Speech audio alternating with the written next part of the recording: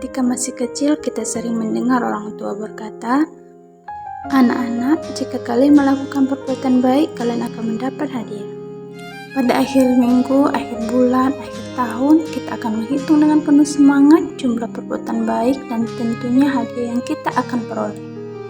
Seringkali tanpa kita sadari, kita membandingkan dengan orang sekitar kita siapa yang lebih banyak berbuat baik. Kita bangga dengan pujian-pujian karena perbuatan baik kita. Kita telah dididik sedari kecil bahwa manusia harus berbuat baik dan hal itu sangat menyenangkan karena hadiah dan pujian yang kita terima. Ketika beranjak dewasa, kita sering mendengar orang berkata, "Semua agama baik karena semua agama mengajarkan manusia berbuat baik."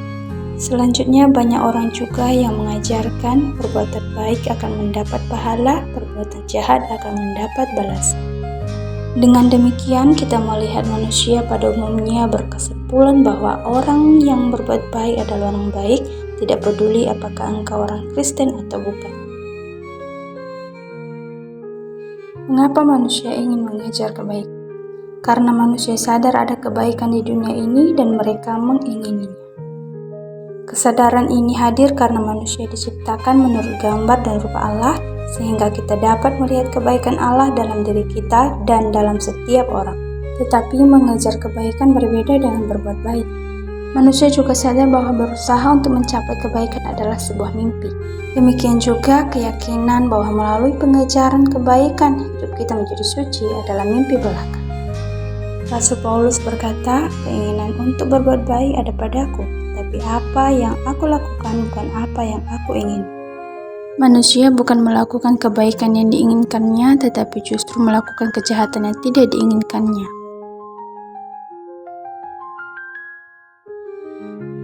Semua manusia sudah berdosa, sudah berstatus dosa. Manusia tidak dapat melepaskan dirinya dari naturnya.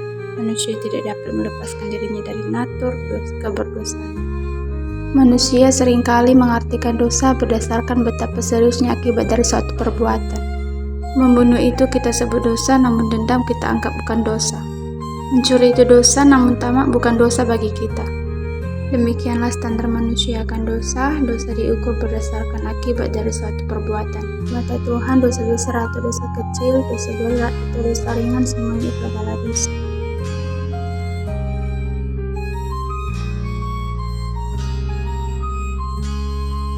Kebenaran membawa manusia kepada hidup, ketidakbenaran membawa manusia kepada kematian. Kebenaran membuat manusia makin mengenal dan mendekat kepada Allah, ketidakbenaran membuat manusia makin melawan dan menjauh dari Allah.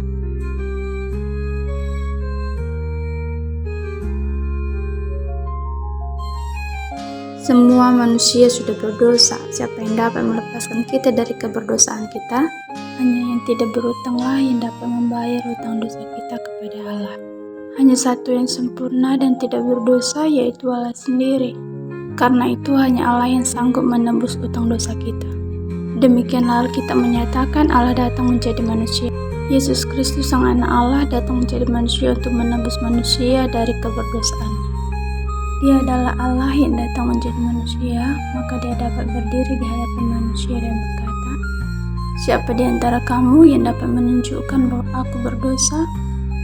Tidak ada pendiri agama manapun yang menentang orang lain seperti ini.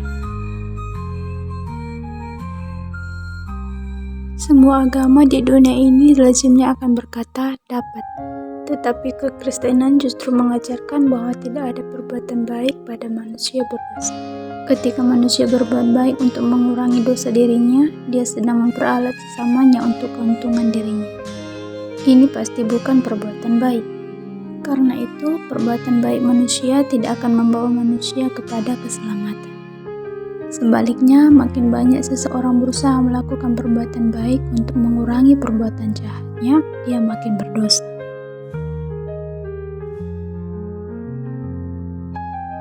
Karena itu, satu-satunya jalan bagi manusia dapat diselamatkan hanya dengan bersandar pada rencana keselamatan Allah yang digenapi di dalam Yesus Kristus. Tuhan Yesus Kristus membayar utang dosa kita. Maka kita bebas dari hukuman dosa dan kita dapat diselamatkan. Inilah satu-satunya jalan keselamatan bagi manusia berdosa. Allah tahu manusia tidak sanggup membayar utang dosanya, maka Allah mengutus anaknya yang tunggal. Yesus Kristus datang ke dunia untuk menderita, disalibkan, mencurahkan darahnya di atas kayu salib, untuk membayar utang dosa manusia kepada Allah dan menggenapi rencana keselamatan. Seharusnya manusia yang mati untuk membayar utang dosa kita. Namun karena Allah sangat mengasihi manusia, sehingga diserahkannya Yesus untuk dikorbankan menggantikan kita.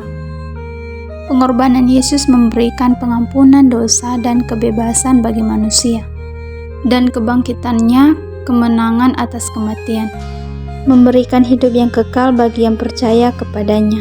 Apakah manusia perlu membayar keselamatan yang demikian mahal? Tidak. Karena keselamatan diberikan secara gratis kepada manusia, karena anugerahnya.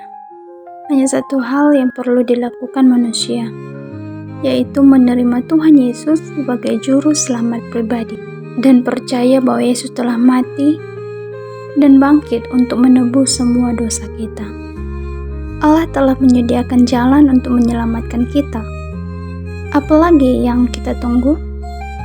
Mari percaya kepada Tuhan Yesus Kristus. Berdoalah minta Tuhan Yesus menebus kita dengan mengaku percaya kepadanya, yang telah mati menggantikan kita dan bangkit dari kematian untuk memberikan hidup yang kekal kepada kita.